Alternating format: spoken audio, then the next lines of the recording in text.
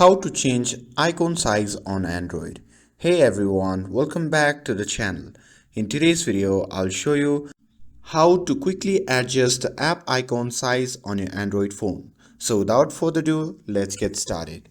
So first thing first, open the settings app on your Android device. And once you are inside the settings, simply scroll down and tap on the option labeled home screen. And now, when the new page opens, simply find and tap on the icon size option. And on the next page, you will see a slider for icon size. So simply drag it to left to make the icon smaller or to right to make them larger. And it's all up to you to decide what look best for your home screen. And that's it. Now your app icons are the perfect size for your needs. And with this, if you found this video helpful, then don't forget to like, share and subscribe to get updated for more videos. Thanks for watching and I'll see you in the next video.